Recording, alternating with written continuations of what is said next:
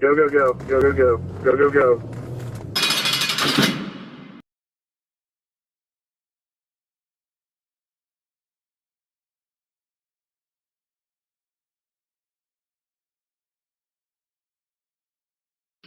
Start heading to a disturbance at Casa del Oro, 403 14th Avenue South.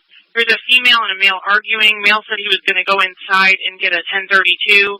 We're on the phone right now trying to get further. Ready to you. Copy. 379, still 3. Copy.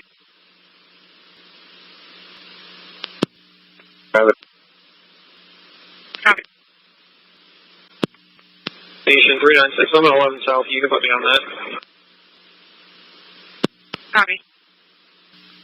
Units responding Copy. Units responding to Casa del Oro. Our complainant's acting like they can't speak on the phone right now because the male is in front of them, but they're going to be in the parking lot. 405, check up. Station 374, be across the street from Casa del Oro. Copy. Station 396, I'm on scene. Copy. 10-3-1 for 396. Have a available unit to go to Casa del Oro, 403 14 South. Folks, welcome back to another episode of The Fallen Badge. Today, the murder of Officer Jacob Hancher, Myrtle Beach Police Department, South Carolina.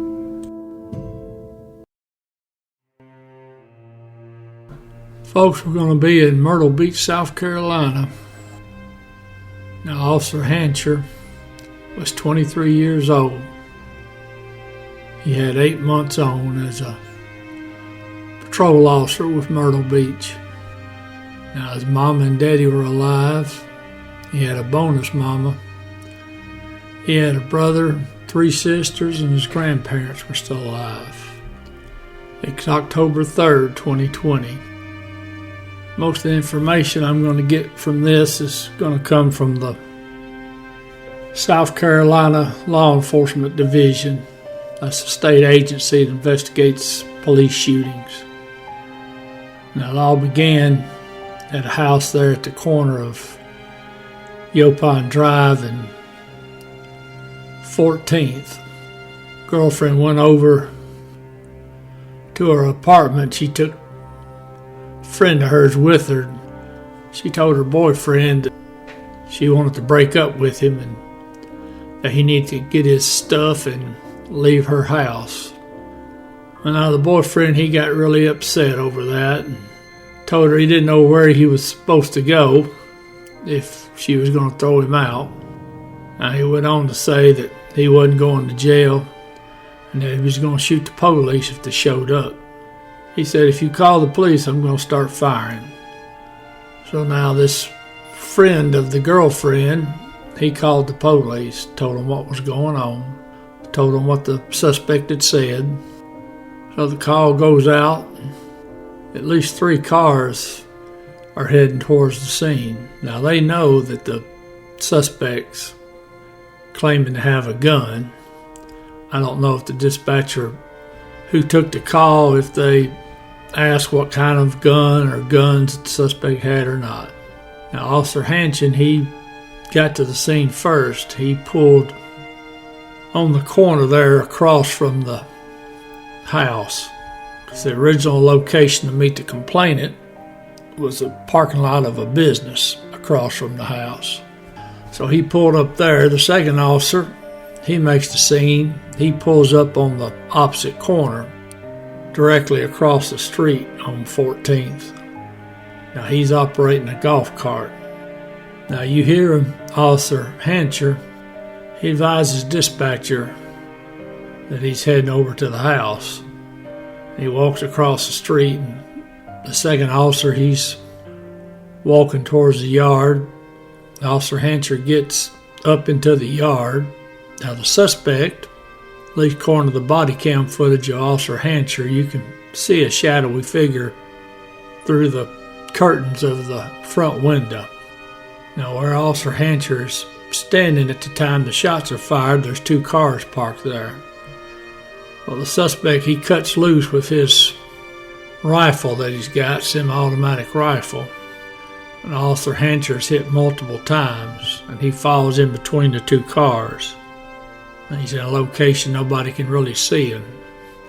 Now, Officer Hancher is able to pull his service weapon, according to the body cam footage, and fired 8 rounds. Now, the second officer, he puts out shots fired, and he initially runs and takes cover behind his golf cart, and then he runs and gets behind Officer Hancher's patrol vehicle across the street. So they got more cars going. Now, at some point, suspect, he comes out of the house, sees Officer Hancher laying on the ground. According to the body cam footage, which I don't have access to, suspect fired 1 round towards Officer Hancher. Don't know if that round actually hit him or not. So now police, they get the house around and they lock down the block. Suspect's cranking off rounds at the police. Police are firing back. Now that second officer on the scene, he's hitting the knee by one of the rifle rounds. They get him down the street, get him to an ambulance, and he's taken to the hospital. Now no one knows that Officer Hancher is down, because they don't see him. And because of all the gunfire, they didn't get a chance to do a roll call to find out if anybody's missing. So the shooting's going on, and one of those times when the suspect comes out on the front porch to fire rounds, because it seems to me the suspect was wanting to commit suicide by cop. Police opened up again when he came out on the porch, and one of the rounds struck the suspect and killed him. And that's when the officers noticed there was a second body laying in the yard. Now, they don't realize it's another police officer. They're thinking it's one of the civilians that was on the scene. So they wait for the TAC unit to get there. They bring in their armored car. They pull the armored car up into the yard. They go to that first body that's laying between the cars, and that's when they discover that it's Officer Hancher. And he was unresponsive at the scene. TAC unit evacuated him in the armored car, took him down the street. He was taken to the hospital. He was pronounced dead there. Now, according to the autopsy on Officer Hancher, the ME listed cause of death as 4 penetrating and perforating gunshot wounds to the head, torso, and left leg. Manner of death, homicide. Now, I take it just from what I read that I don't know if Officer Hancher's wounds would have been survivable. According to what I read, several of those rounds that struck his body would have been fatal. So I don't know if it'd been fatal if they'd got to him sooner or not. Now, they estimate the suspect fired over 50 rounds from his semi-automatic rifle.